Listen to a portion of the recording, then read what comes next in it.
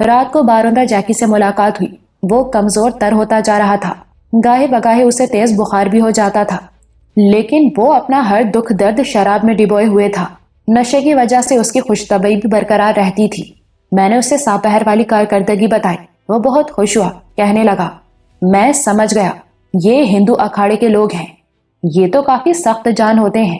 نئے ہتھیاروں کے ساتھ ساتھ پرانے ہتھیار چلانے کی بھی انہیں مہارت ہوتی ہے۔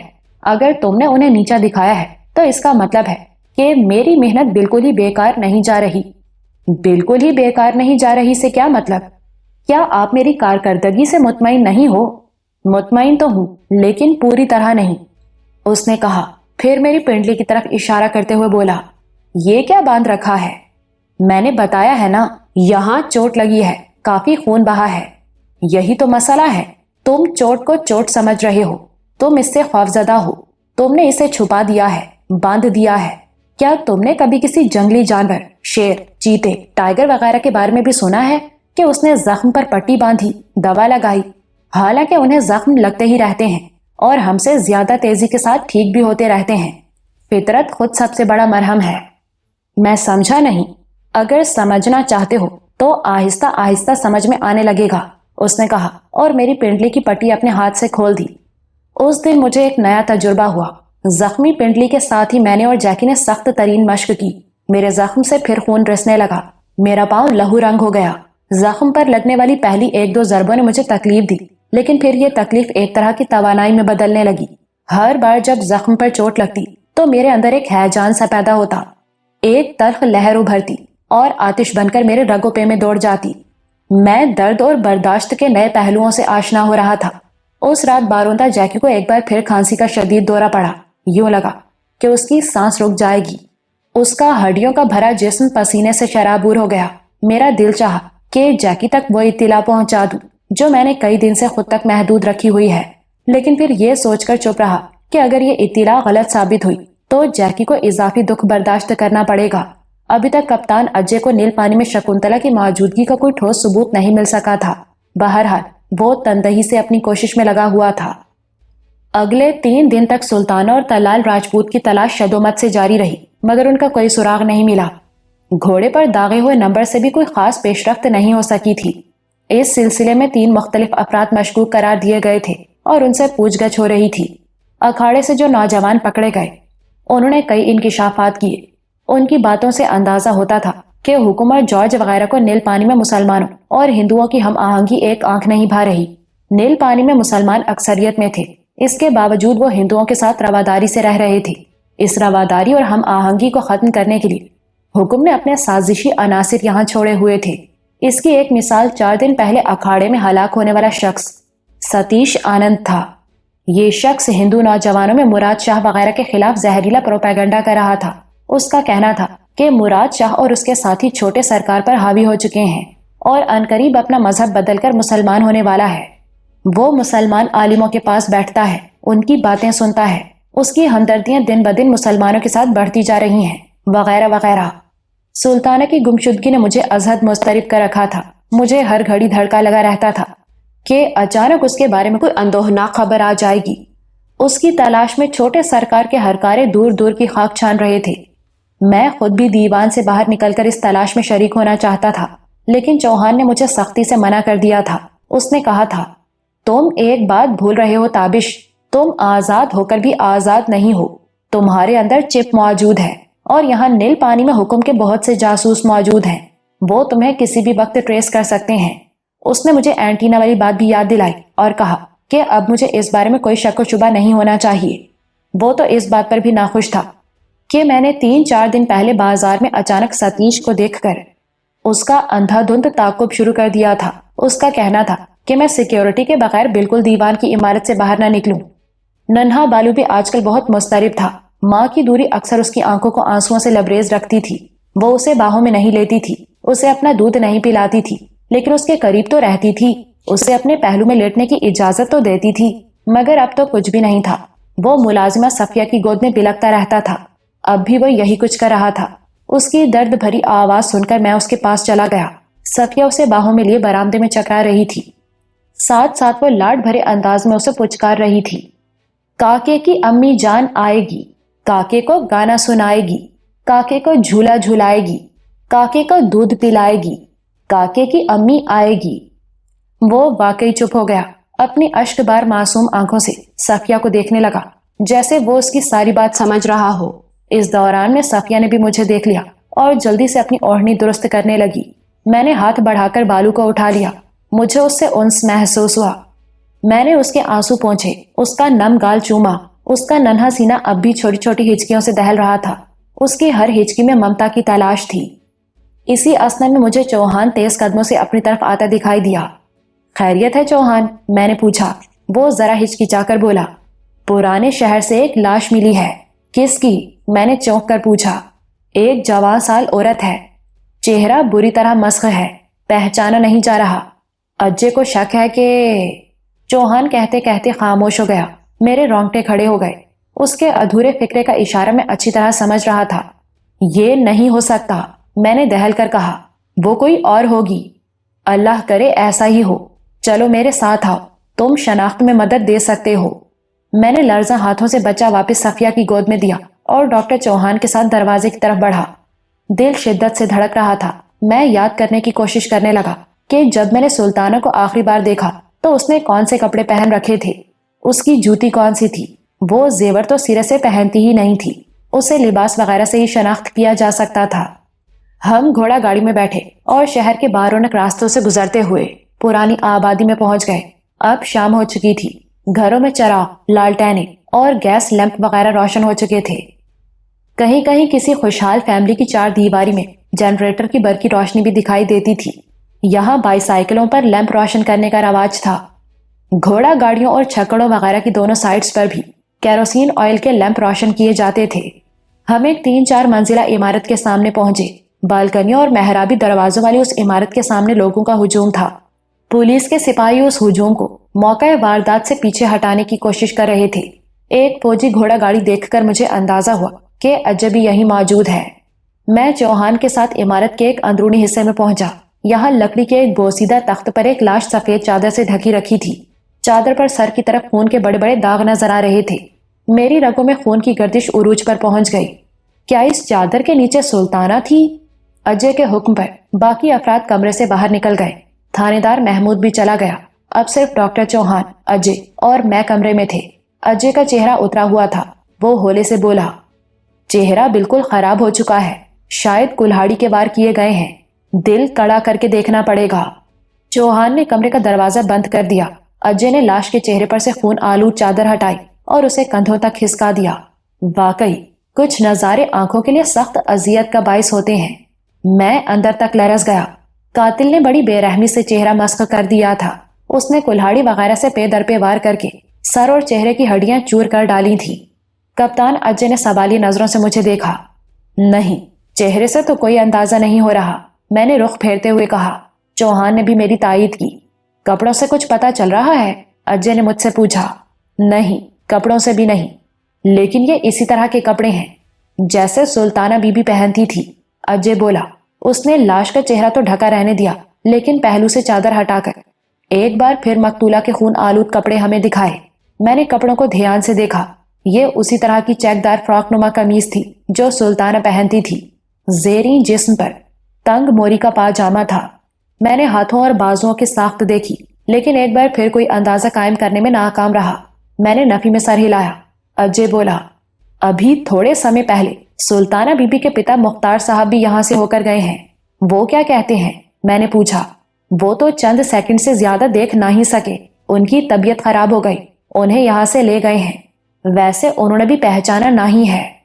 चौहान मेरे कंधे पर हाथ रखकर मुझे एक तरफ ले गया और सरगोशी में बोला, बात दरअसल ये है ताबिश कि सुल्ताना तुम्हारी बीवी है। बीवी और शोहर का रिश्ता सबसे नजदीकी होता है। एक शोहर की हैसियत से तुम उसे उसकी किसी जिस्मानी निशानी की वजह से भी पहचान सकते हो। चौहान का लहजा मानी खेज था। वो यूं तो ठीक कह रहा था, लेकिन उसे भी मालूम था कि मेरा केस कितना मुख्तलिफ है। पिछले 2-2.5 साल का अरसा मेरे जहन में एक बिल्कुल साफ स्लेट की तरह था। उस पर कोई नक्श, कोई याद मौजूद नहीं थी। अचानक मेरे जहन में एक नया ख्याल आया और मैं बेतरह चौंक गया। ये बिल्कुल सामने की बात थी, लेकिन अजय या चौहान के जहन में नहीं आई थी और ना ही शायद सुल्ताना के वालिद के जहन में। کبھی کبھی یوں ہو جاتا ہے، کسی واقعے پر غور کرتے ہوئے نہایت دانا بینا لوگ بھی بالکل سامنے کے نقطے کو فراموش کر جاتے ہیں۔ میں نے چوہان سے کہا، میرا خیال ہے کہ میں اس سلسلے میں مدد کر سکتا ہوں، آؤ میرے ساتھ۔ ہم واپس کمرے میں پہنچے جہاں مسخ لاش رکھی تھی۔ دراصل مجھے کچھ روز پہلے کا وہ خون ریز واقعہ یاد آ گیا تھا، جب نیل پانی کے نواحی جنگل میں کھنڈر چوکی پر پانڈے اور اجے کے بندوں میں زوردار لڑائی ہوئی تھی۔ سلطانہ نے بھی اس لڑائی میں مردانہ وار حصہ لیا تھا اور ٹیلے پر چڑھائی کرتے ہوئے اس کا ایک پاؤں زخمی بھی ہو چکا تھا۔ یہاں دستی بم کا کوئی چھوٹا ٹکڑا لگا تھا۔ اب یہی زخم سلطانہ کی شناخت بن سکتا تھا۔ میں لکڑی کے بوسیدہ تخت پر پڑی لاش کی طرف بڑھا تو میرے اعصاب چٹکنے لگے۔ یہ بڑا جگر پاش مرحلہ ہوتا ہے۔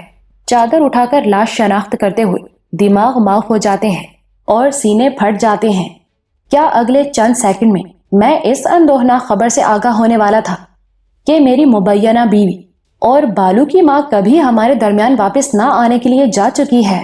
میں نے لاش کے خون آلود پاؤں پر سے چادر ہٹائی۔ میری نگاہ دھندلا گئی۔ اس دھندلائی ہوئی نگاہ نے دیکھا کہ لاش کے پاؤں پر زخم نہیں تھا۔ یہ سلطانہ کی لاش نہیں تھی۔ نہیں چوہان، میں نے بدنصیب مقتولہ کے پاؤں دوبارہ چادر سے ڈھک دیے۔ یہ سلطانہ نہیں ہے۔ چوہان اطمینان کی طویل سانس لے کر رہ گیا۔ میں نے اسے تفصیل بتائی تو وہ خود بھی اس بات پر بھونج کر رہ گیا کہ یہ بنیادی بات اس کے اور اجے کے ذہن میں کیوں نہیں آ سکی۔ شدید تشویش میں اس طرح کی غلطیاں ہو جاوت ہیں، اجے نے کہا۔ میں نے تائید کی اور پوچھا، یہ لاش ملی کیسے؟ اجے نے بتایا، یہ مکان کافی عرصے سے خالی پڑا ہے۔ مالک مکان نئے شہر میں جا چکا ہے۔ آج دوپہر کو بچے گلی میں کھیل رہے تھے، ان کی گیند ٹوٹی ہوئی کھڑکی میں سے اندر چلی گئی۔ 2 بچے گیند لینے کے لیے اندر گئے تو انہیں یہ تازہ لاش نظر آئی۔ انہوں نے شور مچا دیا۔ یہ کسی مسلمان لڑکی کی لاش ہے، چوہان نے کہا، اور خاص بات یہ ہے کہ یہ اس گلی سے زیادہ دور نہیں جہاں 3-4 دن پہلے ہندو اکھاڑے میں ستیش آنند کو گولی لگی ہے۔ تمہارا مطلب ہے کہ اس قتل کا تعلق اکھاڑے والے واقعے سے ہو سکتا ہے؟ یہ ناممکن بھی نہیں ہے، چوہان نے کہا۔ میرے ذہن میں آندھی سی چل رہی تھی۔ میں لاش والے کمرے سے باہر نکل آیا۔ دل کی دھڑکنیں ابھی تک زیر و زبر تھیں۔ اگر یہ سلطانہ کی لاش ہوتی تو کیا ہوتا؟ اس کا جواب کافی تکلیف دہ تھا۔ تو کیا میں لاشعوری طور پر سلطانہ سے وابستگی محسوس کرنے لگا تھا؟ اس کی زندگی اور موت میرے لیے اہمیت اختیار کرتی جا رہی تھی۔ لاش میں سے ایک ہلکی ہلکی بو اٹھنا شروع ہو گئی تھی۔ میں اس بو سے گھبرا کر باہر گلی میں نکل آیا۔ ایک گھڑ سوار بڑی تیزی سے گھوڑا دوڑاتا ہوا آیا۔ اس کے جسم پر فوجی وردی تھی اور وہ اجے کے ماتحتوں میں سے تھا۔ یقیناً اس کے پاس اجے کے لیے کوئی خاص خبر تھی۔ میں بھی اس کے پیچھے پیچھے اجے کے پاس پہنچ گیا۔ اس ماتحت نے سلیوٹ کرنے کے بعد کپتان اجے کو اطلاع دی، جناب، شہر کے شمالی برج کے پاس ایک لڑکی کا کھوج لگا ہے۔ وہ ایک چھوٹی بھگی پر سوار تھی اور اسے خود ہی چلا رہی تھی۔ اسے ایک ناکے پر روکا گیا لیکن وہ رکے بغیر آگے بڑھ گئی۔ سپاہیوں نے اس کا پیچھا کیا۔ وہ گنجان علاقے میں چلی گئی اور پھر بھگی چھوڑ کر ایک گودام میں گھس گئی۔ وہ اب بھی اسی 3 منزلہ گودام میں ہے۔ ہمارے ساتھیوں نے گودام کو گھیرے میں لے لیا ہے۔ تو اس کو پکڑا کیوں نہیں؟ کپتان اجے نے چیخ کر پوچھا۔ اس گودام میں بہت سا آتش گیر مادہ پڑا ہے جی، گندھک اور سلفر وغیرہ۔ اگر لڑکی کے پاس کوئی ہتھیار ہے اور اس نے گولی وغیرہ چلا دی تو بڑا مسئلہ ہو جاوے گا۔ وہ اکیلی ہے؟ اجے نے پوچھا۔ جی ہاں، ہمارے سامنے تو اکیلی ہی اندر گئی ہے۔ اگر اندر پہلے سے اس کا کوئی ساتھی وغیرہ ہو تو کہا نہیں جا سکتا۔ ٹھیک ہے، چلتے ہیں، اجے نے کہا۔ تھانے دار محمود کو لاش کے حوالے سے ضروری ہدایات اور مشورے دینے کے بعد اجے میرے اور چوہان کے ساتھ فوجی گھوڑا گاڑی میں آ بیٹھا۔ ہم تیز رفتاری سے نیل پانی کے شمالی علاقے کی طرف روانہ ہو گئے۔ اب رات کے 9 بجنے والے تھے۔ زیادہ تر گلیاں اور سڑکیں نیم تاریک دکھائی دے رہی تھیں۔ کہاں تو سلطانہ کے حوالے سے کوئی پیش رفت نہیں ہو رہی تھی اور کہاں اب اوپر نیچے اطلاعات مل رہی تھی۔ راستے میں اجے نے اپنے ماتحت سے پوچھا، تم نے لڑکی دیکھی ہے؟ جی جناب، لیکن بس ایک جھلک ہی دکھائی پڑی تھی۔ اس نے برقع پہنا ہوا ہے، نقاب میں سے بس آنکھیں ہی نظر آوت تھیں۔ وہ کافی ہوشیار اور دلیر لگت ہے جی۔ اس نے سپاہیوں کو اپنے پیچھے کوئی 3 میل تک دوڑایا ہے۔ اسی گفتگو کے دوران میں ہم موقع پر پہنچ گئے۔ یہ نسبتاً کشادہ علاقہ تھا، یہاں درخت وغیرہ بھی تھے۔ دائیں طرف سے تازہ ٹھنڈی ہوا آ رہی تھی۔ یقیناً اس طرف نیل پانی کی بڑی جھیل تھی۔ یہاں بھی بہت سے لوگ جمع تھے۔ ایک سراسیمگی سی پائی جا رہی تھی۔ پولیس اور فوج کے جوانوں نے گودام کی عمارت کو گھیرا ڈالا ہوا تھا۔ تماشائی دور گھروں کی چھتوں اور بالکنیوں پر موجود تھے۔ अज्जय ने बड़ी बड़ी मूंछों वाले उस पुलिस अफसर से बात की जिसने लड़की का ताकुब शुरू किया था। उसने दूर कोने में खड़ी एक छोटी भग्गी की तरफ इशारा करते हुए कहा, ये इस पर आई थी जी। हमने रोका तो ये सीधी निकलती चली गई। उसने काले रंग का बुर्का पहना हुआ है और बिल्कुल निडर लगत है। तुम्हें ये कैसे शुबा हुआ कि ये मुख्तार राजपूत की बेटी सुल्ताना हो सकती है? मैंने पूछा। सुल्ताना बीबी के साथ उसका नौउम्र भतीजा भी है। हमरे ख्याल में इस भग्गी में भी एक लड़का मौजूद था, लेकिन वो रास्ते में कहीं उतरा और तंग गलियों में गायब हो गया। किसी ने उस लड़के को देखा? कप्तान अजय ने पूछा। नहीं, साफ तो नहीं देख सके, बस कश्मीरी दरवाजे के पास उसकी एक झलक देखी गई है। कुछ देर सलाह मशवरा हुआ। मैंने अजय से कहा, अगर अंदर सुल्ताना ही है तो फिर इससे बेहतर कोई बात नहीं कि मैं अंदर जाऊं और अकेला ही जाऊं। मुझे यकीन है कि मैं उसे अपनी बात सुनने पर मजबूर कर लूंगा। इस काम में बहुत एहतियात करना पड़ेगी जी, पुलिस अफसर ने कहा। वो किसी की बात नहीं सुन रही, आत्महत्या की धमकियां भी दे रही है। क्या कोई इससे पहले गया है? मैंने पूछा। मुछेल पुलिस अफसर ने एक पठान चौकीदार को आगे आने का इशारा किया। दरमियानी उम्र के उस शख्स के कंधे से राइफल झूल रही थी। वो कदरे शर्मिंदा भी नजर आ रहा था कि उसकी मौजूदगी में ही लड़की गोदाम के अंदर घुसने में कामयाब हुई थी। मेरे पूछने पर उसने बताया, बीबी ऊपर की मंजिल पर दाएं तरफ वाले कमरे में है जी। उस कमरे का एक खिड़की बाहर गली में खुलता है। हम ऊपर गया तो वो खिड़की के पास खड़ा था। उसने हम से कहा कि अगर हम आगे आया तो वो खिड़की से छलांग लगा देगा। हम जरा सा और आगे गया तो उसने अपना पांव खिड़की की चौखट पर रख दिया और कूदने के लिए एकदम तैयार हो गया। वो बहुत खतरनाक नजर आ रहा है जी। कोई हथियार वगैरह भी है उसके पास? मैंने पूछा। हम भरोसे से कुछ नहीं कह सकता जी, उसने बुर्का पहना हुआ है। मैंने अजय से कहा, ठीक है, मैं अंदर जाता हूँ। इस मामले पर थोड़ी सी बहस हुई। फिर अजय और चौहान नीम रजामंद हो गए। चौहान ने कहा, वो जो कोई भी है उसे सबसे पहले ये बता दो कि यहाँ बहुत सा आतिशगीर सामान पड़ा है। अगर उसके पास हथियार है और उसने गोली वगैरह चलाने की गलती की तो सब कुछ धमाके से उड़ जाएगा। मैंने असबात में सर हिलाया। जिस्म में सनसनी दौड़ने लगी थी, वही मीठी मीठी लहर जो अब मुझे खतरे से आंखें चार करने का हौसला देती थी। गोदाम में गहरी तारीकी थी। बस एक दो कमरों में लालटेन या गैस लैंप की रोशनी मौजूद थी। मैं सिर्फ एक टॉर्च के साथ अंदर दाखिल हुआ। एक पिस्तौल भी मेरे लिबास में मौजूद था, लेकिन ये पिस्तौल मुझे सिर्फ उसी वक्त इस्तेमाल करना था जब कोई और चाराकार बाकी ना रहता। गोदाम के अंदर घुसते ही मुझे एक हॉल कमरे में लकड़ी की बहुत सी पेटियां नजर आईं।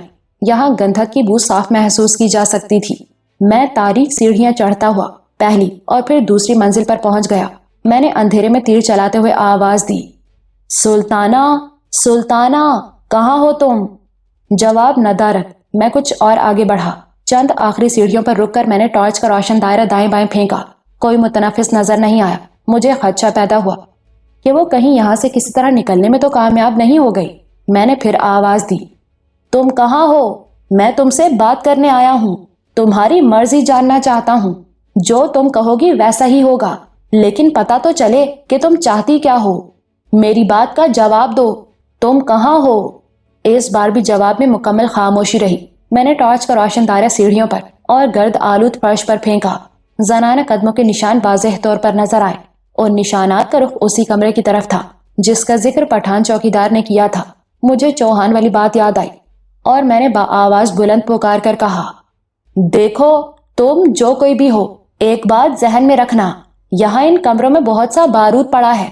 अगर यहाँ कोई गोली वगैरह चली या इस तरह की कोई और बेएहतियाती हुई तो सब कुछ खत्म हो सकता है।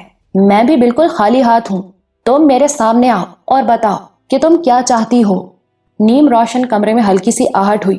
फिर उसने कहा, मुझे किसी से कुछ लेना देना नहीं, बस मुझे यहाँ से चले जाने दो, खुदा के लिए। उसकी आवाज भरा गई। मुझे झटका सा लगा। ये सुल्ताना की आवाज नहीं थी, ये कोई और थी, लेकिन अभी मेरे जहन में शक मौजूद था। मैं आवाज दोबारा सुनना चाहता था। मैंने आवाज बुलंद कहा, ठीक है, लेकिन तुम सामने तो आओ। मैं सामने आना नहीं चाहती, कुछ लोगन की तरफ से मेरे जीवन को खतरा है, वो मुझे मार देवेंगे। वो रोहांसी होकर बोली। वो सुल्ताना नहीं थी। वो बात जारी रखते हुए बोली, मुझको जाने दो, मैं बिल्कुल निर्दोष हूँ, मैं भगवान की सौगंध खावत हूँ। मैंने सीढ़ियों के बालाई सिरे पर खड़े होकर देखा। कमरे में उसका हयूला नजर आया। उसने बुर्का पहन रखा था। वो अधखुली खिड़की के पास खड़ी थी اور کسی سہمے ہوئے جانور کی طرح لگتی تھی۔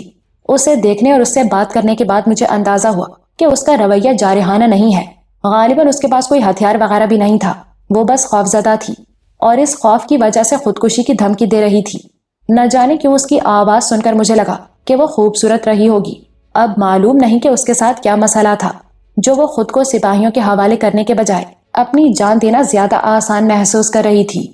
میں نے کہا، دیکھو میں تمہیں ہر طرح کی تسلی دیتا ہوں، اگر تم بغیر کچھ بتائے یہاں سے جانا چاہتی ہو تو بھی جا سکتی ہو، لیکن اگر تم اپنا کوئی مسئلہ بتانا چاہتی ہو تو ہم اس کے لیے بھی حاضر ہیں۔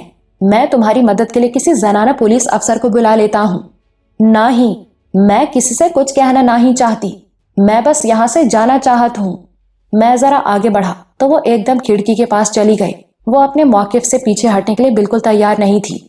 لالٹین کی مدھم روشنی میں اس کا سراپا یکسر دھمکی آمیز دکھائی دے رہا تھا۔ اچانک کھڑکی کے عقب میں واقع ایک کھڑکی کے شیشے زوردار چھناکے سے ٹوٹے اور ایک پرچھائی برق رفتاری سے لڑکی پر جھپٹی۔ لڑکی بلند آواز سے چلائی، دونوں اوپر نیچے فرش پر گرے۔ شومئی قسمت! گرتے وقت لڑکی پر جھپٹنے والے شخص کا سر دیوار سے ٹکرایا۔ اس کی گرفت ایک سیکنڈ کے لیے لڑکی پر کمزور پڑی۔ وہ چکنی مچھلی کی طرح اس کے ہاتھوں سے پھسل کر نکل گئی۔ وہ اندھا دھند کھڑکی کی طرف بڑھی، انداز سے عیاں تھا کہ وہ نتیجے سے بے پرواہ ہو کر چھلانگ لگا دے گی۔ میں اس سے قریباً 5 میٹر کی دوری پر تھا۔ یہ حتی الامکان تیزی سے حرکت میں آنے کا وقت تھا اور میں نے حرکت کی۔ اپنی ٹانگوں کی پوری طاقت سے میں لڑکی کی طرف دوڑا۔ یہ سیکنڈ کے ایک مختصر ترین حصے کا کھیل تھا۔ وہ جب کھڑکی کی چوکھٹ پر چڑھ چکی تھی، میں نے اسے کمر سے دبوچ لیا اور پھر پلٹ کر کمرے میں پھینک دیا۔ اس کے برقعے کا بالائی حصہ اتر کر دور جا گرا۔ اس کے ساتھ ہی دیوار سے لٹکی ہوئی لالٹین بھی فرش پر لڑک گئی۔ لالٹین سے اچھلنے والے تیل نے فوراً آگ پکڑ لی۔ 2 کرسیاں دھڑ دھڑ جلنا شروع ہو گئیں۔ یہ سنگین ترین صورتحال تھی۔ ہم بارود کے ڈھیر پر تھے اور چنگاری کے بجائے پورا الاؤ روشن ہو گیا تھا۔ اس الاؤ کی روشنی میں مجھے 2 چہرے نظر آئے۔ ایک تو اس شخص کا چہرہ جو کھڑکی توڑ کر لڑکی پر حملہ آور ہوا تھا، وہ کپتان اجے تھا۔ دوسرا لڑکی کا چہرہ، وہ میری گرفت میں تھی۔ بالائی برقع اترنے سے اس کے بال کھل چکے تھے۔ یہ بہت لمبے بال تھے، غیر معمولی حد تک لمبے۔ میں نے لڑکی کا چہرہ دیکھا۔ وہ میرے لیے اجنبی نہیں تھی، ہرگز نہیں تھی۔ میرے ذہن میں جھماکا سا ہوا۔ میں نے اس حسین لڑکی کی تصویر دیکھی ہوئی تھی۔ اگر میری نظر دھوکہ نہیں کھا رہی تھی تو یہ شکنتلا تھی، باروندہ جیکی کی گمشدہ محبوبہ۔ وہ بہت حد تک میری دیکھی ہوئی تصویر سے مل رہی تھی۔ اس بارے میں زیادہ سوچنے کا وقت نہیں تھا۔ آگ تیزی سے پھیل رہی تھی۔ دروازہ بند کر دو اجے، میں نے پکار کر کہا۔ اجے خود بھی محسوس کر چکا تھا کہ آگ کو محدود رکھنے کے لیے دروازہ بند کرنا ضروری ہے۔ اس نے لپک کر دروازہ بند کر دیا، پھر وہ تیزی سے مڑا اور دونوں جلتی ہوئی کرسیاں یکے بعد دیگرے کھڑکی سے باہر گلی میں پھینک دیں۔ اس کا یہ اقدام اس کی حاضر دماغی کا منہ بولتا ثبوت تھا۔ آگ ایک دم سمٹ گئی۔ اگلے چند سیکنڈ میں اجے نے اسے مکمل طور پر بجھا دیا۔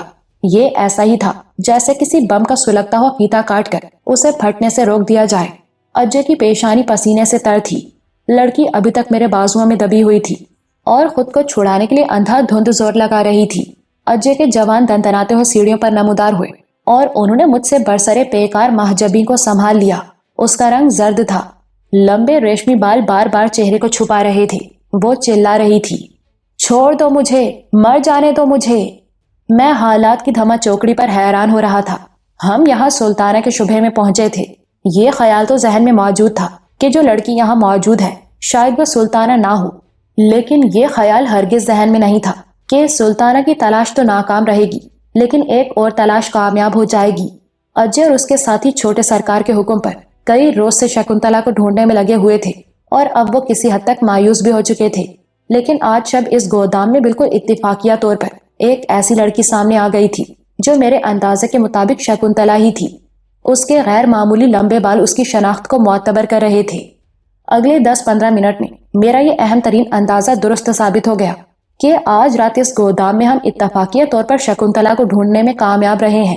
اس نے تسلیم کیا کہ وہ شکنتلا ساہنی ہے۔ وہ واقعی حسین تھی۔ اس کی خوبرو پیشانی پر پسینہ موتیوں کی طرح چمک رہا تھا۔ وہ بند کمرے میں میرے، اجے اور چوہان کے سامنے ہاتھ جوڑ رہی تھی۔ میں تمہاری منت کرت ہوں، مجھے میرے حال پر چھوڑ دو۔ میں جانت ہوں چھوٹے سرکار اگر مجھ سے ملنا چاہت ہیں تو میری بھلائی کے لیے ہی چاہت ہوں گے، لیکن میں یہ بھی جانت ہوں کہ ان کی یہ کرپا مجھ کو مہنگی پڑے گی۔ کیوں مہنگی پڑے گی؟ کیا آپ کو چھوٹے سرکار پر اور ہم سب پر وشواس نہیں ہے؟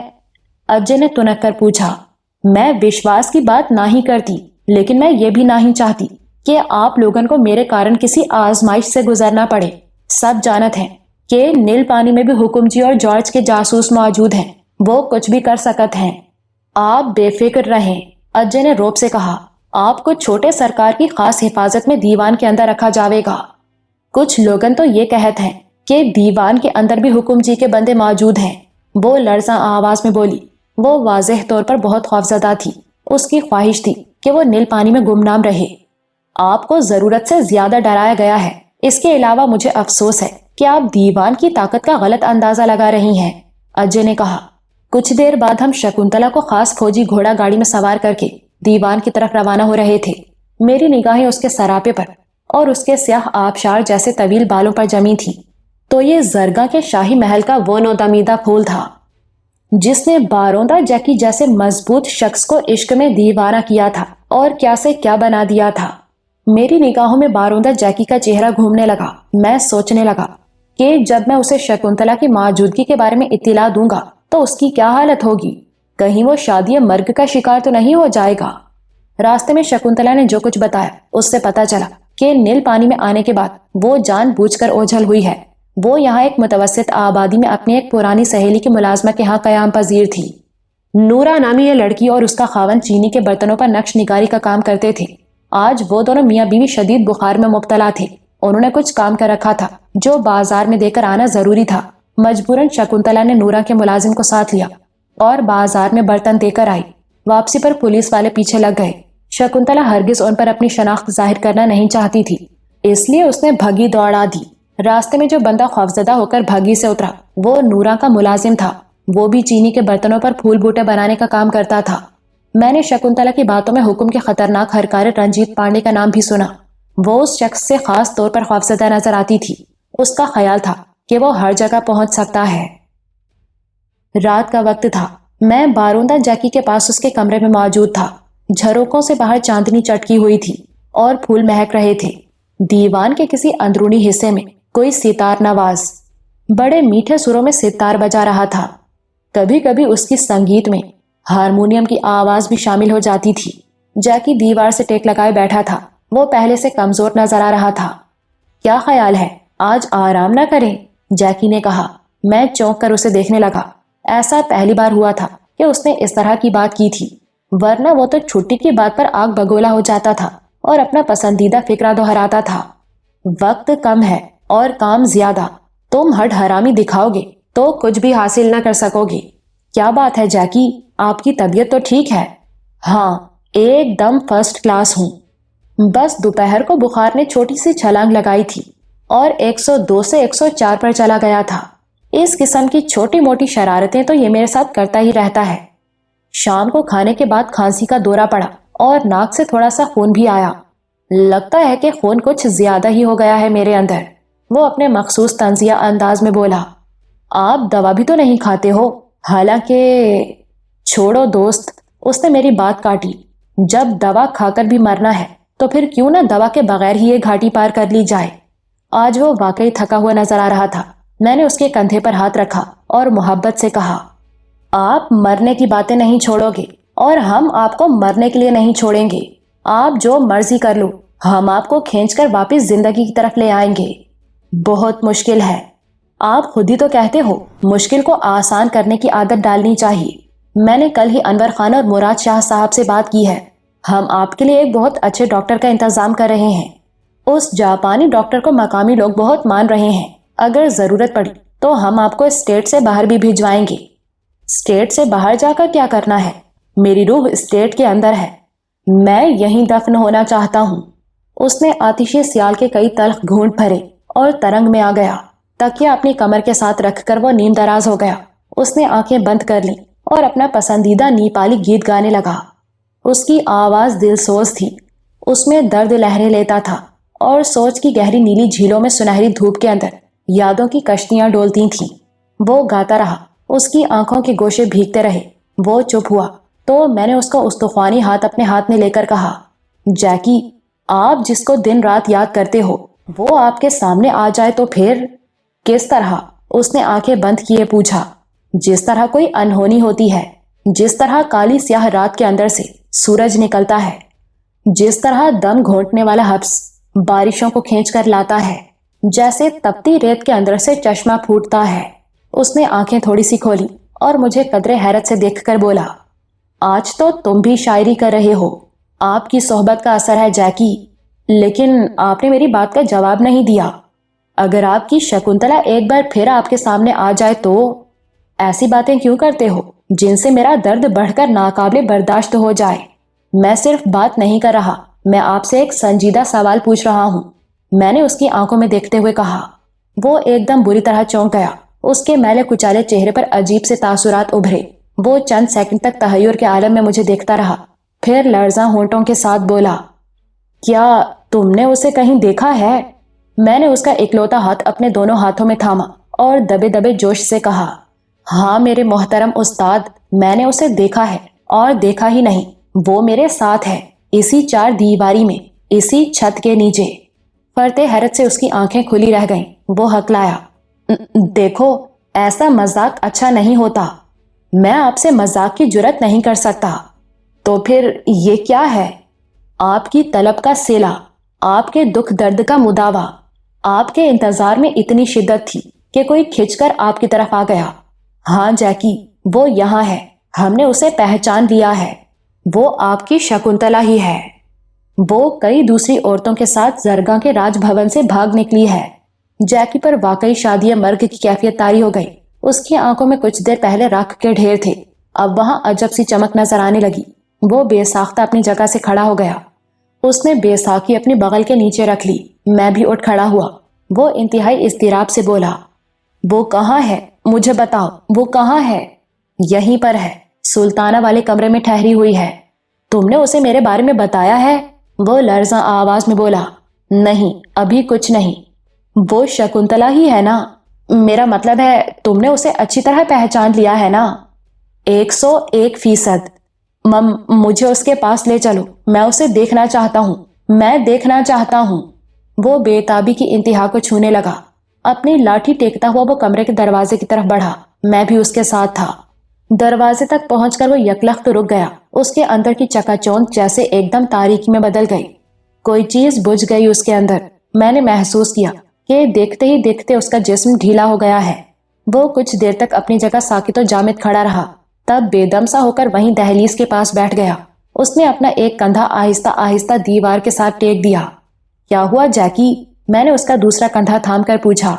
उसका सर घुटनों की तरफ झुकता चला जा रहा था। उसने ये झुका हुआ सर नफी में हिला दिया। तब वो नकाहत भरी दिलदोज आवाज में बोला, नहीं ताबिश, अगर वो वाकई यहाँ है तो भी मैं उससे मिल नहीं सकता। मैं ऐसी बुरी हालत में उसका सामना नहीं कर सकता। हमने बहुत अच्छे दिन देखे हैं जब दोनों खूबसूरत थे, दोनों के चेहरे गुलाब थे। अब नहीं, अब नहीं। मैं उसे अपनी बदबूदार बर्बाद जिंदगी का तमाशा नहीं दिखा सकता। उसकी आवाज भेजती चली जा रही थी। आप ऐसा क्यों कहते हो जैकी? जो कुछ भी है, लेकिन आप जैकी हो। जिस तरह आपने उसे चाहा है, उसने भी चाहा है, और जो चाहते हैं वो जाहिरी हालत पर नहीं जाते, वो जा ही नहीं सकते। नहीं ताबिश, नहीं। उसने सर झुकाए रखा और उसे मुसलसल नफी में हिलाता रहा। उसके लंबे झाड़ झनकाड़ बाल उसके चेहरे पर झूलते रहे। कमरे में सन्नाटा था। बल्ब की रोशनी में जैसे हर जानदार और बेजान शय महवे हैरत दिखाई देती थी। झरोकों से बाहर सरू और सफेदे के बुलंद दरख्तों पर चांदनी अटखेलियां करती थी। दीवान की बुलंदो बाला बैरूनी दीवार के साथ साथ रखवाली के कुत्ते अपनी मौजूदगी का एहसास दिला रहे थे। कुछ देर बाद जैकी के सरापे में एक नई तरह की तरंग पैदा हुई। उसने अपना गर्द आलूद सर उठाया और मेरा बाजू थाम कर बोला, ताबिश, मैंने तुम्हें आज तक जो कुछ दिया है उसके बदले में तुमसे सिर्फ एक चीज मांगता हूं। क्या तुम दोगे? आपने जो कुछ दिया है जैकी, वो अनमोल है। प्लीज आप उसको बीच में ना लाओ। आप सिर्फ ये कहो कि आप क्या चाहते हो। मैंने कहा। उसने कांपते हाथ और हाँपी सांसों के साथ विस्की के 2 बड़े घूंट लिए। विस्की के कतरे उसकी झाड़ झनकाड़ दाढ़ी में चमकने लगे। वो नमनाक लहजे में बोला, ताबिश, मैं उसे देखना चाहता हूं। لیکن اس طرح کہ وہ مجھے نہ دیکھ سکے۔ مگر جیکی آپ… نہیں تابش، اب کچھ نہیں کہنا، میں نے یہی چیز تم سے مانگی ہے، یہ مجھے ویسے ہی دے دو جیسے میں چاہتا ہوں، اس کے بارے میں کوئی سوال نہ کرنا، نہ کوئی دلیل دینا۔ اگر ایسا کرو گے تو میں سمجھوں گا کہ تم نے میری پہلی اور آخری خواہش پوری نہیں کی۔ اس کے لہجے میں کوئی ایسی بات تھی کہ میں خاموش رہنے کے سوا اور کچھ نہ کر سکا۔ وہ عجیب موڈ میں تھا، اس کے پورے جسم میں ہلکی سی لرزش طاری تھی، وہ ہیجانی انداز میں بول رہا تھا۔ اس نے مجھ سے ساری تفصیل پوچھی کہ شکنتلا سے میری ملاقات کیسے اور کیوں کر ہوئی۔ میں نے اسے کافی کچھ بتا دیا۔ پھر ہمارے درمیان یہ طے ہوا کہ وہ شکنتلا کو کہاں اور کیسے دیکھے گا۔ وہ چھوٹی چھوٹی بات کو تفصیل میں جا کر سوچ رہا تھا اور اپنی سوچ میں مجھے بھی شریک کر رہا تھا۔ قریباً 1 گھنٹے میں سب کچھ طے ہو گیا۔ وہ انوکھا تھا اور اس کی سوچ بھی انوکھی تھی۔ پروگرام کے مطابق مجھے کل شام کے وقت جیکی کو اس کمرے میں لے جانا تھا جہاں میں سوتا تھا۔ یہ کمرہ سلطانہ کے کمرے کے ساتھ واقع تھا۔ شکنتلا چونکہ سلطانہ والے کمرے میں ٹھہری ہوئی تھی، لہٰذا جیکی کے لیے ممکن تھا کہ وہ میرے کمرے سے اسے تسلی کے ساتھ دیکھ سکے۔ پروگرام کے مطابق میرے کمرے میں بالکل تاریکی رہنی تھی اور دونوں کمروں کی ایک درمیانی جالی دار کھڑکی کو میں نے تھوڑا سا کھول دینا تھا۔ جیکی کو گاہے بگاہے کھانسی بھی ہونے لگتی تھی۔ اگر کہیں ایسا کچھ ہو جاتا تو وہ کمرے کے ملحقہ غسل خانے میں گھس سکتا تھا۔ اگلی صبح شکنتلا سے ملاقات ہوئی۔ وہ اب کافی حد تک نارمل تھی۔ ایک وحشت زدہ ہرنی کسی کیفیت جو اس کی آنکھوں میں نظر آتی تھی اب معدوم ہو چکی تھی۔ چھوٹے سرکار سے اس کی ملاقات ہو چکی تھی اور اس نے اپنی گفتگو سے شکنتلا کی تشویش کافی حد تک دور کر دی تھی۔ صفیہ سمیت 3 ملازمائیں ہمہ وقت شکنتلا کی خدمت پر معمور کر دی گئی تھیں۔ اس کے علاوہ شکنتلا کی اضافی تسلی کے لیے قیام گاہ کے باہر گارڈ بھی بٹھا دیا گیا تھا۔ شکنتلا نہایت نفیس مزاج کی مالک تھی۔ لباس اور خوشبو وغیرہ کے معاملے میں اس کا انتخاب بھی اعلیٰ درجے کا تھا۔ اس کی نشست و برخاست میں وہ شاہانہ رکھ رکھاؤ تھا جس کا تعلق یقیناً راج بھون کے ماحول سے تھا۔ شکنتلا میرے بارے میں فقط اتنا ہی جانتی تھی کہ میں ان افراد میں سے ہوں جو ماضی میں بدھا کا مقدس مجسمہ چوری کرنے کے الزام میں پاکستان سے پکڑ کر یہاں بانڈیل اسٹیٹ میں لائے گئے تھے اور بعد میں مختار راجپوت کی بیٹی نے خود کو راج بھون کی فیری بننے سے بچانے کے لیے مجھ سے شادی کر لی تھی۔ وہ پاکستان کے بارے میں کافی کچھ جانتی تھی، خاص طور سے کھلاڑیوں اور اداکاروں کے بارے میں۔ اس نے مجھ سے لاہور، انارکلی، کلفٹن اور موہنجو دڑو جیسی جگہوں کے متعلق دلچسپی سے سوالات کیے۔ اپنی ہندی میں وہ انگریزی کے الفاظ بھی روانی سے استعمال کر جاتی تھی۔ وہ ابھی ناشتے سے فارغ ہوئی تھی۔ اس کی سفید رنگت میں گلابی پن کی آمیزش تھی اور خد و خال سے خاندانی نجابت جھلکتی تھی۔ راج بھون میں یقیناً اسے حکم جی کی دراز دستیوں اور منمانیوں کا سامنا کرنا پڑا تھا، لیکن اس اکھاڑ پچھاڑ نے اس کی شخصیت کے مجموعی تاثر کو کچھ زیادہ گہنایا نہیں تھا۔ وہ ذرا کھوئے کھوئے انداز میں میری طرف دیکھنے کے بعد بولی، مجھے ایک بات بتاؤ تابش، کیا رات کو یہاں کوئی گا رہا تھا؟ میں چونک گیا، تاہم اپنے تاثرات کو سنبھالتے ہوئے کہا، مہمان خانے کی طرف ہارمونیم بج رہا تھا، لیکن گانے کا تو پتہ نہیں۔ ہارمونیم تو میں نے بھی سنا تھا، لیکن یہ اور آواز تھی، اور یہ زیادہ دور سے بھی نہیں آوت تھی۔ کس طرح کی آواز تھی؟ میں نے تفصیل چاہی۔ اس کے چہرے پر شدید الجھن نظر آئی۔ وہ در و دیوار کو دیکھتے ہوئے بولی، کوئی بہت مدھم آواز میں گا رہا تھا، پتہ نہیں کون سی زبان تھی، لیکن طرز کچھ سنی ہوئی سی لگت تھی۔ یہاں بہت سے گانے والے ہیں، چھوٹے سرکار خود بھی اچھی موسیقی کو پسند کرتے ہیں۔ شام کے بعد اکثر راگ رنگ کی محفل جمتی ہے۔ نہیں، یہ محفل والا میوزک نہیں تھا۔ وہ بدستور الجھن زدہ تھی۔ میں کچھ دیر تک شکنتلا کے ساتھ موجود رہا۔ ملازمہ صفیہ بھی بالو کو لے کر وہاں آ گئی۔ شکنتلا نے بالو کو اٹھا کر پیار کیا۔ وہ سلطانہ کو اچھی طرح جانتی تھی۔ اسے سلطانہ کی ساری رودات معلوم ہو چکی تھی۔ وہ بھی اس خبر پر پریشان تھی کہ سلطانہ کسی خطرناک ارادے کے ساتھ دیوان کو چھوڑ چکی ہے۔ شکنتلا کا دھیان بھی سیدھا جارج کی ستم ظریفیوں کی طرف ہی جا رہا تھا اور اس کا خیال تھا کہ سلطانہ جارج سے بدلہ لینے کی کوشش کرے گی اور یہ کوشش خود سلطانہ کے لیے نقصان دہ ثابت ہوگی۔ وہ بالو کو پیار کرتی رہی، مجھ سے سلطانہ کی تلاش کے بارے میں باتیں بھی کرتی رہی اور صفیہ کو چھوٹی موٹی ہدایات بھی دیتی رہی، لیکن اس کے چہرے پر الجھن کی لکیریں موجود رہیں۔ اس کی الجھن کی وجہ تک پہنچنا میرے لیے مشکل نہیں تھا۔ اس نے کل رات جیکی کو گاتے سنا تھا۔ یقیناً وہ نیپالی گیت پہلے بھی کبھی اس کے کانوں میں پڑ چکا تھا۔ اب وہ آواز اس کے دل و دماغ میں ماضی کا کوئی نقشہ کھینچ رہی تھی۔ یہ تو وہ تصور بھی نہ کر سکتی تھی کہ جیکی زندہ حالت میں یہاں اس چار دیواری میں موجود ہوگا۔ मगर भूली बिसरी आवाज ने उसे परेशान जरूर किया था। शाम को मैंने एक बार फिर शकुंतला को उलझन ज़दा हालत में देखा। वो मुलाजिमा सफिया के साथ एक अंदरूनी रविश पर टहल रही थी। वो उससे बातें भी कर रही थी। एक दो जुमले मेरे कानों में भी पड़े। वो सफिया से पूछ रही थी, दीवान के इस रिहायशी हिस्से में कितने घर हैं? 10-12 तो होंगे जी, एक दो बड़ी कोठियां भी हैं। यहाँ कौन कौन रहता है? ज्यादातर तो छोटे सरकार और मुराद शाह जी के मेहमान ही होवत है। उनमें से 2-4 ऐसे भी हैं जो जरगा से आपकी तरह जीवन बचाकर यहाँ पहुंचे हैं। वो दोनों बातें करते करते आगे निकल गईं। सफिया और दीगर मुलाजिमों को जैकी के बारे में कुछ खास मालूम नहीं था। उन्हें बस ये पता था कि कोई सख्त बीमार शराबी शख्स यहाँ आया है।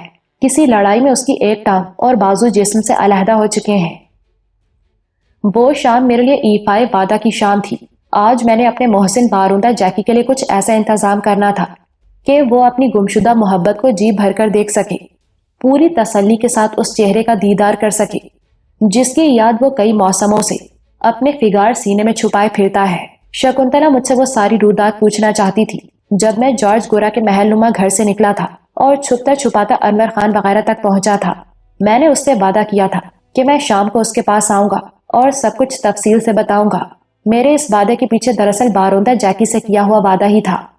शाम के बाद मैं थोड़े से तनाव में था, लेकिन सब कुछ प्लानिंग के मुताबिक ही हुआ। मैं जैकी को पहले ही साथ वाले कमरे में पहुंचा चुका था। शकुंतला के वहमो गुमान में भी नहीं था कि वो बातें तो मेरे साथ कर रही है, लेकिन उसे देख कोई और रहा है।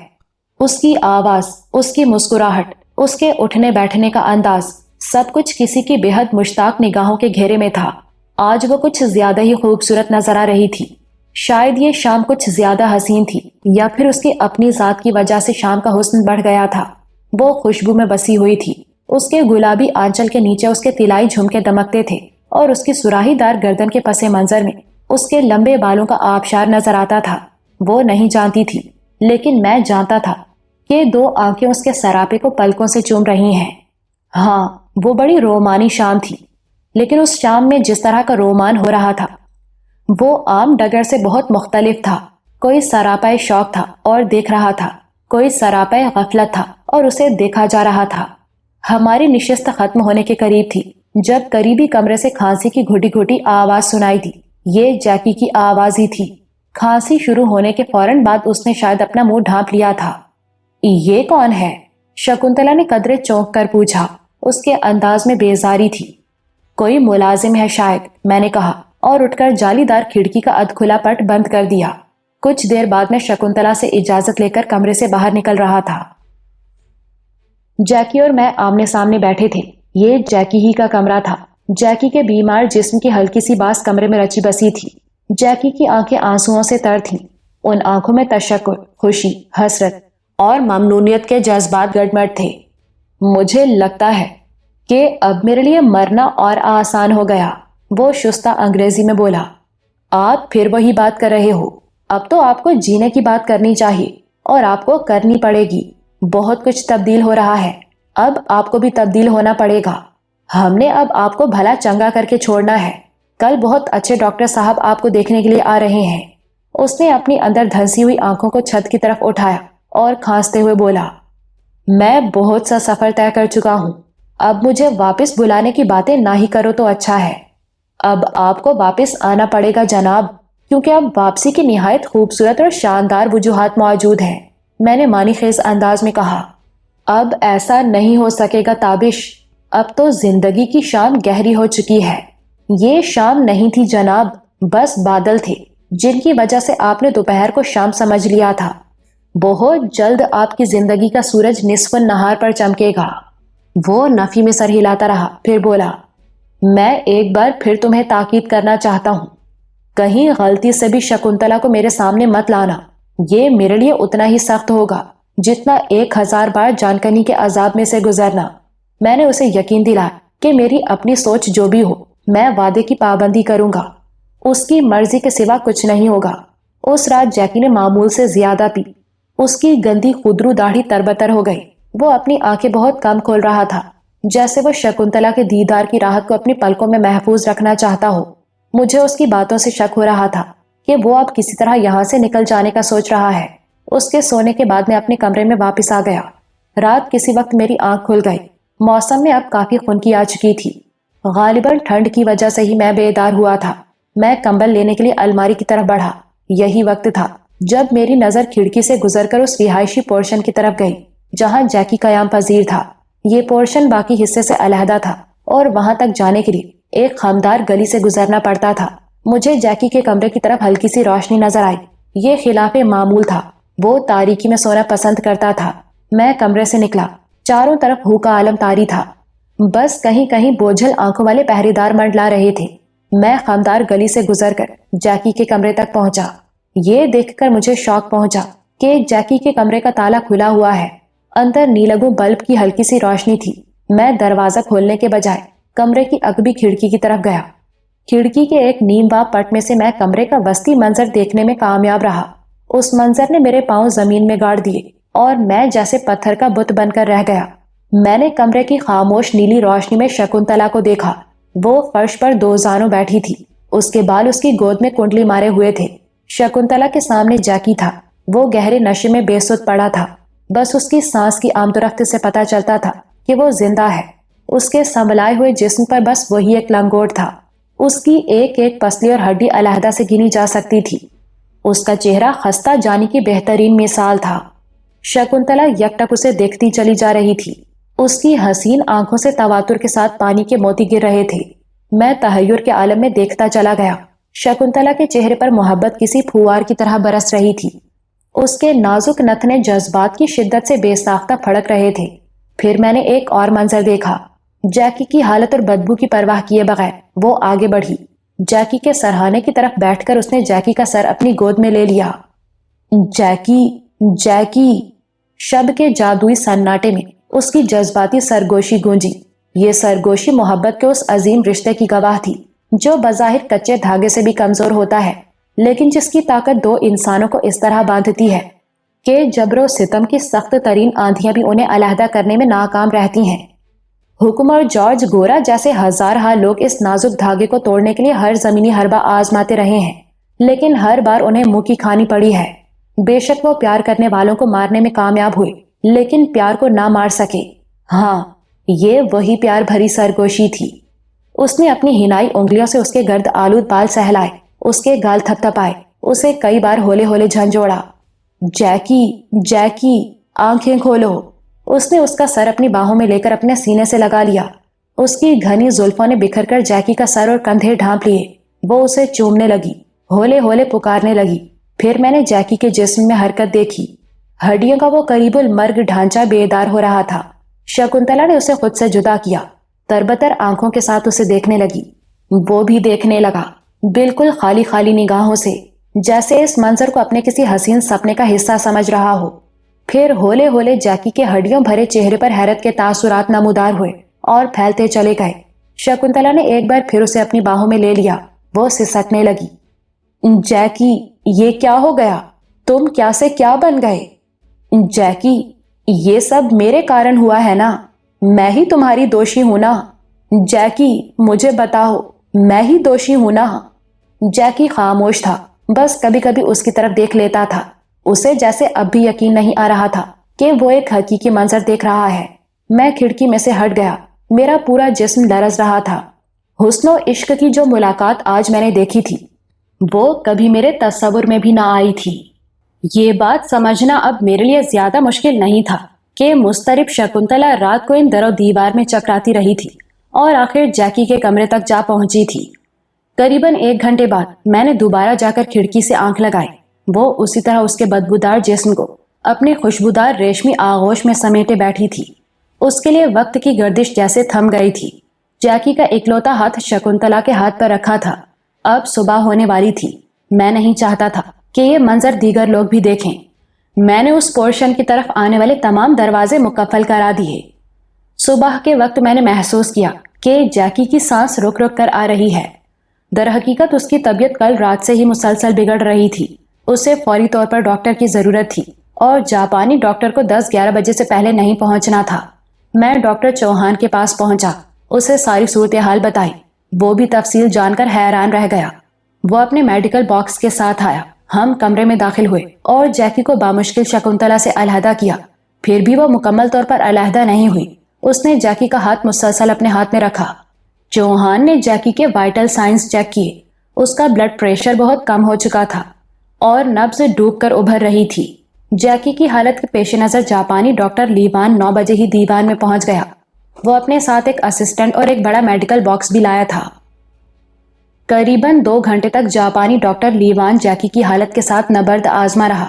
اس کی مسیحائی سے جیکی کی حالت سنبھلنا شروع ہو گئی۔ اس کی سانس میں بھی قدرے روانی آ گئی۔ لیکن ڈاکٹر لیوان ابھی پوری طرح مطمئن نہیں تھا۔ اس نے کہا کہ مریض ابھی خطرے سے باہر نہیں، خاص طور سے اگلے 24 گھنٹے بہت اہم ہیں۔ رات 12-1 بجے کے قریب جیکی کی حالت پھر خراب ہونے لگی۔ شکنتلا نے اسے مسلسل اپنی باہوں میں لے رکھا تھا۔ اس کا سر شکنتلا کی گود میں تھا۔ وہی اسے دوا وغیرہ بھی کھلا رہی تھی۔ میرا تو خیال تھا کہ جیکی شراب کے سوا کسی اور شے کے لیے منہ کھول ہی نہیں سکتا، اور دوا کے لیے منہ کھولنا تو اچھے بھلے لوگوں کے لیے کافی مشکل ہوتا ہے۔ شکنتلا کے کہنے پر جیکی نہ صرف دوا کے لیے منہ کھول رہا تھا بلکہ دوا کو نگل بھی رہا تھا۔ یوں لگتا تھا کہ اگر شکنتلا اس کے منہ میں جلتا ہوا انگارہ بھی رکھ دے گی تو وہ بغیر آہ کیے اسے گلے میں اتار لے گا۔ خدا خدا کر کے صبح ہوئی، مگر جیکی کی حالت میں کوئی خاص بہتری نظر نہیں آئی۔ چوہان ہی کی ہدایت پر 2-3 بار شکنتلا نے تھوڑی تھوڑی شراب بھی جیکی کو پلائی، مگر لگتا تھا کہ یہ سب بے فائدہ ہے۔ یا تو وہ اتنی کم مقدار میں تھی کہ اس پر کوئی اثر ہی نہیں ہو رہا تھا، یا پھر اس کی طبیعت ابتر تھی۔ دوپہر کو چوہان اور میں نے شکنتلا کی بہت منت سماجت کی کہ وہ تھوڑی دیر کے لیے آرام کر لے اور کچھ کھا پی لے، لیکن وہ تو اپنی جگہ سے 1 انچ سے رکھنے کو بھی تیار نہیں تھی۔ شام کو جاپانی ڈاکٹر لیوان نے جیکی کو گلوکوز کی ڈرپ لگائی اور ڈرپ میں کچھ دوائیں بھی انجیکٹ کی۔ اس سے یہ ہوا کہ جیکی غنودگی میں چلا گیا۔ اس کی سانس بھی کچھ ہموار ہو گئی۔ رات کو ہم نے پھر زور لگایا اور شکنتلا کو 1-2 گھنٹے آرام کے لیے آمادہ کر لیا، لیکن وہ کہیں گئی نہیں، وہیں جیکی کے کمرے میں ایک گوشے میں سمٹ کر لیٹی رہی۔ میں نے جیکی کا سر اپنے زانوں پر لے لیا۔ آج سردی خاصی زیادہ تھی۔ کھڑکیوں کی درزوں میں سے سرد ہوا سرسراتی ہوئی اندر داخل ہوتی تھی۔ جیکی حسب معمول ایک لنگوٹ میں تھا۔ میں نے اس پر ایک کمبل ڈالنا چاہا۔ اس نے اضطراب کا اظہار کیا اور کمبل پیچھے ہٹا دیا۔ پھر اس نے سر کے اشارے سے کہا کہ میں اپنا چہرہ اس کے چہرے کے قریب لاؤں۔ میں نے ایسا ہی کیا۔ وہ کچھ بولنے کی کوشش کر رہا تھا۔ میں نے اپنا کان اس کے ہونٹوں سے لگا دیا۔ وہ لڑکھڑاتی سرگوشی میں بولا، تم بھی اپنا کمبل اتار پھینکو۔ میں نے کمبل نہیں لیا ہوا تھا۔ اس کا مطلب تھا کہ جیکی علامتی یا رمزیہ بات کر رہا ہے، مجھے بتا رہا ہے کہ میں بھی جسمانی راحتوں کے حوالے سے اپنا وتیرہ بدلوں۔ وہ پہلے بھی مجھ سے اس موضوع پر بات کرتا رہا تھا، آج پھر اس نے اسی موضوع پر چند سرگوشیاں کی۔ اس نے اٹک اٹک کر بے حد لڑکھڑاتی آواز میں جو کچھ کہا وہ اس طرح تھا، تن آسانی ہمیں کمزور کرتی ہے۔ ہم جتنی زیادہ جسمانی سختیاں جھیلتے ہیں اتنے ہی مضبوط اور زوراور ہوتے ہیں۔ افریقہ کے ریگستانوں میں جہاں دوپہر کے وقت ریت انگاروں کی طرح دہکتی ہے، جاندار زندہ رہتے ہیں، اسی طرح جمی ہوئی برف کے اندر بھی آبی مخلوق سانس لیتی ہے۔ تو پھر ہم کیوں موسموں کا جبر نہیں جھیل سکتے؟ ہم کیوں بھوک پیاس تھکن اور درد سے نہیں لڑ سکتے؟ ایسا ہو سکتا ہے، اور جو لوگ ایسا کرنا سیکھ جاتے ہیں کوئی ان سے جیت نہیں سکتا۔ بات کرتے کرتے اس نے میری طرف دیکھا، جیسے جاننا چاہ رہا ہو کہ میں اس کی بات سمجھ رہا ہوں یا نہیں۔ میں نے اس کی پیشانی سہلائی اور اسبات میں سر ہلایا۔ اس کی سرگوشی جاری رہی، جو درد، تکلیف اور سختی کا سامنا کرتے ہیں وہی راحت، خوشی اور فتح کے حقدار ٹھہرتے ہیں۔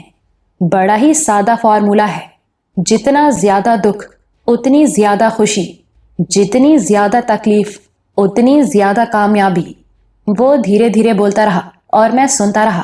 اس کی باتیں میرے دل کے اندرونی تاروں کو چھیڑتی تھیں۔ کچھ تھا اس میں جو وہ مجھے دینا چاہتا تھا، اور جو کچھ وہ دینا چاہتا تھا اس کے لیے میرے اندر ایک خلا موجود تھا۔ صبح سے کچھ دیر پہلے اس کی طبیعت بہت زیادہ بگڑ گئی۔ شکنتلا پھر بے چین ہو کر اس کے سرہانے آن بیٹھی۔ اس نے اس کا سر پھر اپنی آغوش میں لے لیا۔ شکنتلا کا لمس پاتے ہی جیکی جیسے پھر سے جی اٹھتا تھا۔ امید پیدا ہونے لگتی تھی کہ وہ بے شمار دیگر مقابلوں کی طرح موت سے یہ مقابلہ بھی جیت جائے گا۔ صبح سویرے ڈاکٹر لیوان بھی آ گیا۔ وہ اپنے ساتھ کچھ خاص انجیکشن لایا تھا۔ اسے پوری امید تھی کہ یہ انجیکشن جیکی کی طبیعت سنبھالنے میں بہت مدد دیں گے۔ اپنی دواؤں میں سے ان انجیکشنز کا مل جانا لیوان ایک کرشمہ سمجھ رہا تھا۔ یہ انجیکشنز بھی گلوکوز کی ڈرپ کے ذریعے ہی جیکی کی ورید میں انجیکٹ کیے جاتے تھے۔ ڈاکٹر لیوان ڈرپ لگانے کی تیاری کرنے لگا۔ وہ شکنتلا کو موقع سے ہٹانا چاہتا تھا، لیکن وہ تو جیسے جیکی کے جسم کا حصہ بن گئی تھی، کسی صورت جدا ہونے کو تیار نہیں تھی۔ ابھی ڈاکٹر نے جیکی کو ڈرپ نہیں لگائی تھی کہ اس کی حالت زیادہ بگڑ گئی۔ اس کا مدکوک چہرہ بالکل زرد پڑ گیا اور سانس رک رک کر آنے لگی۔ ڈاکٹر لیوان نے جیکی کے وائٹل سائنس چیک کیے اور وہ بھی پریشان دکھائی دینے لگا۔ اس نے کہا، ٹیمپریچر بہت شوٹ کر گیا ہے، فی الحال ڈرپ نہیں لگائی جا سکتی۔ بلڈ پریشر کیا ہے؟ ڈاکٹر چوہان نے پوچھا۔ وہ بھی بڑھا ہوا ہے۔ ڈاکٹر لیوان کے لہجے میں گہری تشویش تھی۔ وہ کچھ دیر سوچتا رہا، پھر فیصلہ کن انداز میں بولا، اسے اسپتال لے جانا پڑے گا، یہاں مشکل ہو جائے گی۔ آپ لوگ گاڑی کا انتظام کریں، اگر کار وغیرہ ہو جائے تو بہتر ہے۔ چوہان بھاگتا ہوا باہر گیا اور 2-4 منٹ بعد واپس آ گیا۔ اس نے بتایا کہ کار تو نہیں ملی، لیکن گھوڑا گاڑی آ گئی ہے۔ ہم نے ہلکے پھلکے باروندہ جیکی کو احتیاط سے اٹھایا اور گاڑی میں پہنچا دیا۔ یوں لگتا تھا کہ اس کے ادھورے جسم کا وزن 20-25 کلو سے زیادہ نہیں ہے۔ یہ ایک آرام دہ فوجی گاڑی تھی۔ 4 نہایت توانا گھوڑے اسے کھینچ رہے تھے۔ ہم برق رفتاری سے ڈاکٹر لیوان کے اسپتال کی طرف روانہ ہوئے۔ اب سورج کافی اوپر آ چکا تھا۔ اس کی سنہری کرنیں نشیب و فراز کو روشن کر رہی تھیں۔ بلند عمارتوں کے خوبصورت چوبارے اور عبادت گاہوں کے گنبد و کلش اس دھوپ میں چمک رہے تھے۔ آرام دہ گاڑی حت الامکان رفتار سے جا رہی تھی۔ جیکی کا سر شکنتلا کے زانوں پر تھا۔ اس نے خود کو پوری طرح جیکی پر جھکا رکھا تھا۔ یکایک جیکی کو کھانسی کا شدید دورہ پڑا۔ وہ بل کھا کر رہ گیا۔ ڈاکٹر چوہان اور شکنتلا نے سہارا دے کر اسے بٹھا دیا۔ شکنتلا نے بامشکل اسے ایک گھونٹ پانی پلایا۔ اس نے جیکی کو اپنے سہارے بٹھایا ہوا تھا۔ وہ تڑپ رہا تھا اور خالی خالی نظروں سے گھوڑا گاڑی کی کھڑکیوں سے باہر دیکھ رہا تھا۔ کھڑکیوں کے شیشوں سے باہر نیل پانی کے باغات نظر آ رہے تھے۔ ہم اب آبادی کے مضافات میں تھے۔ اچانک مجھے لگا کہ جیکی کے پاس اب زیادہ وقت نہیں ہے۔ اس کے مرجھائے ہوئے ہونٹ نیلے پڑنے شروع ہو گئے تھے۔ اس نے پہلے میری طرف دیکھا، پھر شکنتلا کو اشارہ کیا۔ اس کا اشارہ سمجھ کر شکنتلا نے اپنا کان اس کے ہونٹوں سے لگا دیا۔ وہ بہت مدھم آواز میں کچھ کہہ رہا تھا۔ شکنتلا بھیگی آنکھوں کے ساتھ اسبات میں سر ہلانے لگی۔ ساتھ ساتھ وہ کھڑکیوں سے باہر بھی دیکھ رہی تھی۔ پھر شکنتلا نے ڈاکٹر چوہان سے مخاطب ہو کر دلفگار آواز میں کہا، ڈاکٹر، گاڑی رکوائیے۔ چوہان چند لمحے تذبذب میں رہا۔ پھر اس نے شاہی کوچبان سے کہا کہ وہ گاڑی روک دے۔ گاڑی رک گئی۔ جہاں گاڑی رکی وہاں سرسبز کھیتوں کے درمیان دور تک شفاف پانی پھیلا ہوا تھا۔ اس پانی پر عجیب سی نیلاہٹ تھی۔ یہ نیلاہٹ دراصل کمل کے بے شمار پھولوں کی تھی۔ جیکی نے شاید اس خوبصورت منظر کو دیکھ کر ہی گاڑی رکوائی تھی۔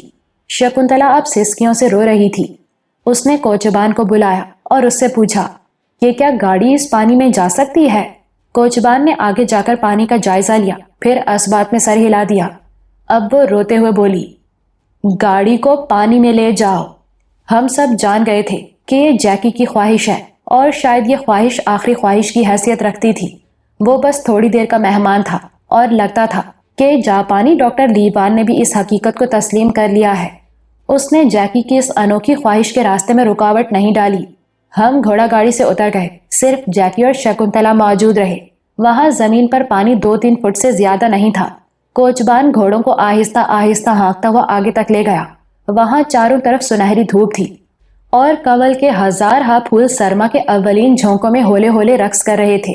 کہیں کہیں کسی سفید بطخ یا مرغابی کی جھلک بھی نظر آ جاتی تھی۔ گاڑی ایک جگہ رک گئی۔ کوچبان گھٹنوں گھٹنوں پانی میں چلتا ہوا واپس آ گیا۔ سب کی آنکھیں نم تھیں۔ چمکیلی منقش گاڑی کنول کے انگنت پھولوں کے درمیان ساکت کھڑی تھی اور اس گاڑی میں شکنتلا اور جیکی کے ہیولے نظر آ رہے تھے۔ جیکی کو وہ کشتی اور وہ جھیل تو نہیں مل سکی تھی جو اس کی سنہری یادوں کا حصہ تھی، لیکن اس سے ملتا جلتا منظر ضرور مل گیا تھا۔ اور پھر اس سے بڑی بات اور کیا ہو سکتی تھی کہ وہ شکنتلا کی باہوں میں تھا۔ ایسا تو شاید کبھی اس نے سوچا بھی نہیں تھا۔ وہ ایک عظیم نیپالی فائٹر تھا، لیکن اس کے چٹانی جسم کے اندر ایک شاعر کا سگوداز بھی موجود تھا، اور یہ شاعر ایک آئیڈیل موت چاہتا تھا، ایک خوبصورت الوداعی منظر، اور یہ سب کچھ اسے مل گیا۔ ہونی ہو کر رہتی ہے اور قدرت کے اصول آسانی سے نہیں بدلتے۔ سورج نصف النہار کے قریب تھا جب جیکی مر گیا۔ چمکیلے پانی کے درمیان اور ہزارہا پھولوں کے بیچ اس کی آخری ہچکی شکنتلا کی ریشمی گود میں جذب ہوئی۔ شکنتلا کے رونے کی آوازوں سے ہمیں پتہ چلا کہ کھیل ختم ہو چکا ہے۔ ہم کنارے سے پانی میں چلے گئے۔ وہ گھوڑا گاڑی کی ایک آرام دہ نشست پر ساکت لیٹا تھا۔ اس کے چہرے پر آسودگی تھی اور نقوش گواہی دے رہے تھے کہ وہ بڑے ہموار طریقے سے زندگی کی سرحد پار کر گیا ہے۔ چوہان نے اس کا جسم ایک کمبل سے ڈھانپ دیا۔ گاڑی کے اندر سے یہی لگ رہا تھا کہ یہ کوئی جھیل ہے اور ہم کشتی میں بیٹھے ہیں۔ ہم گھوڑا گاڑی کو اس پانی سے باہر لائے۔ شکنتلا اب بھی جیکی کے ساتھ پیوست تھی۔ پھر ہم نے دیکھا کہ اس نے اپنے جھمکے اتار دیے، قیمتی ہار بھی اتار پھینکا۔ اس کے بعد اس نے کسی بیوہ کی طرح اپنی چوڑیاں کھڑکی کی چوکھٹ پر مار کر توڑ ڈالی اور ایک سفید چادر سے اپنا سراپا ڈھانپ لیا۔ دل دریا سمندروں ڈونگے، کون دلا دیاں جانے ہو۔